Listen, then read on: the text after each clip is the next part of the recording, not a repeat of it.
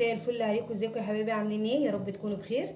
احنا النهارده ان شاء الله هنعمل حاجه مفيده في البيت بتنفعنا لما طماطم تكون غاليه. فاحنا اللهم صل على سيدنا محمد كده جبنا كيلو ونص فلفل احمر زي ما انتم شايفين، خليناه من البذر زي ما انتم شايفين اهو، فتحناه كده ورحنا خالينه من البذر خالص ومن الحاجات البيضه دي خالص. يبقى سيبنا مع بعض 4 جرونه هما هنعملهم ايه مع بعض. يبقى هو الفلفل الاحمر دي مش بعوز اي ميه ايه، يبقى الفلفل الاحمر دي مش بعوز اي ميه يعني مش ينعص ميه خالص. فبتروحي جايبه قماشه او منديل معاكي كده وكل جارن كده تمسحيه، وكل جارن كده معانا تمسحيه اهو، كل جارن تمسحيه كده مكان اللي ترابه ومكان العفار ومكان اي حاجه، عشان مش تنفع تغسليه اصلا بميه. فاحنا هنطبخ الفلفل دي مع بعض بطريقه عمركم ما شفتها على اليوتيوب، هتعجبكم خالص وهتنفعكم لما البطاطس تغلى لما الطماطم تغلى. ويلا بينا كده نفتح الفلفل اهو، نفتح الفلفل مع بعض. يبقى سيبت الاربع جرون دول علشان اوريهم لكم اهم. تروحي جايبه كده البذر دي خليه اهو اهو. لازم الفلفل اللي انت تجيبيه يكون بصوا يعتبر فيه لحم احمر حمار داكن كده عشان تطلعي بنتيجه حلوه. يبقى كده احنا بنخلي البذر اهو اهو. تروحي جايبه الفلفل، وفي على فكره لو عندك مقص بيبقى اسهل اهو اهو ما شاء الله معايا اهو اهو.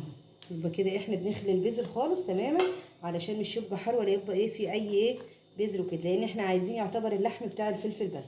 نروح خالين كده زي ما انتم شايفين اهو اهو. البذر كده بتخليه، انا خليته علشان مش تطول عليكم وعشان اعرفكم طريقه سهله خالص. مش تبذري مش تفرميه طبعا البذر، مش تبليه ميه تكات جامده، يعني لازم ايه نحافظ عليها.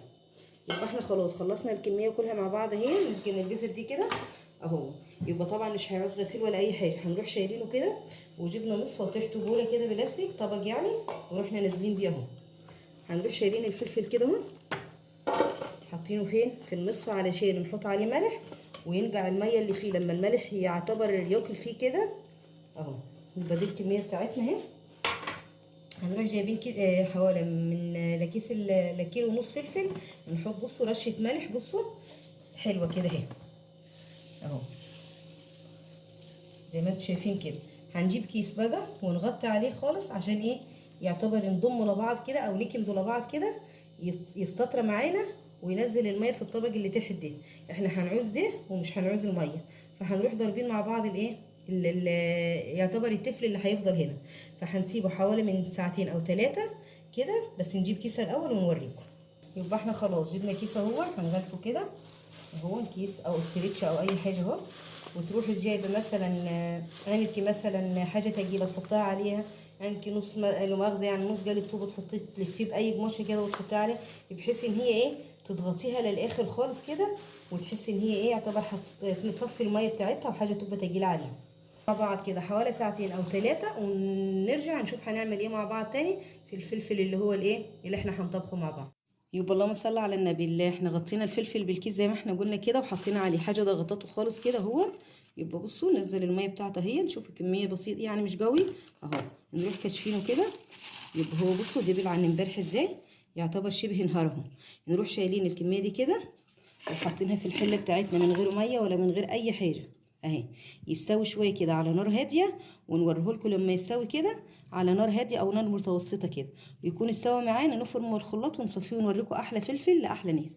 يبقى شايفين بسم الله ما شاء الله يعتبر كده استوى اهو. بصوا انهار خالص اهو اهو.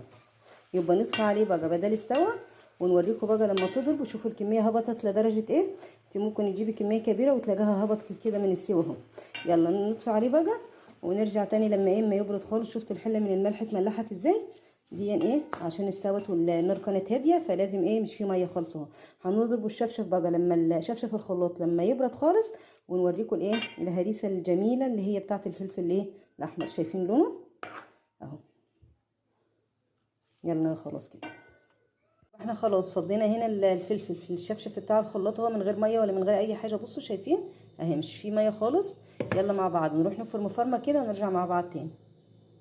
يبقى بسم الله ما شاء الله ضربناه ضربه بصوا ما شاء الله بصوا اهو زي العسل اهو الناعم. وبصوا زي ما بيقولوا زي كريمي خالص اهو. بصوا مش في اي حاجه خالص اهو اهو. يلا بقى نحط شويه زيت في العلب دي، علب اللي هي الرز بلبن اي برطمانات عينك حبه صغيره كده خالص اهي، حبه في الارضيه كده في جعر البرطمان اهو زي ما انتم شايفين كده. ونروح جايبين الشفشف اهو ونازلين بالايه اهو. بسم الله ما شاء الله. شايفين اهو، شايفين؟ اللهم صل على النبي. جميل. يلا نفضي مع بعض العلبه التانية ونوريكم. يبقى احنا كده خلاص طبخنا الفلفل الاحمر معانا اهو. يبقى حطينا حبه زيت في الاخر، وبرده هنحط حبه فوق كده اهو ما شاء الله. بصوا معلقه واحده اهي. يبقى كده خلاص. نسد العلب كده بقى.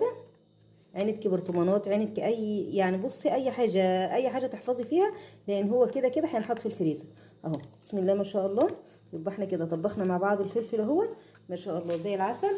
روعه. ينفعك في المحشي، ينفعك في المكرونات، اي حاجه انت عايزاها ما شاء الله. بالف هنا وصحه. نحطه في الفريزر ونحفظه. يا رب تجربوا الطريقه دي وتقولوا لي. واسيبكم في رعايه الله وامنه. مع الف سلامه يا حبايبي، ونتقابل على خير ان شاء الله.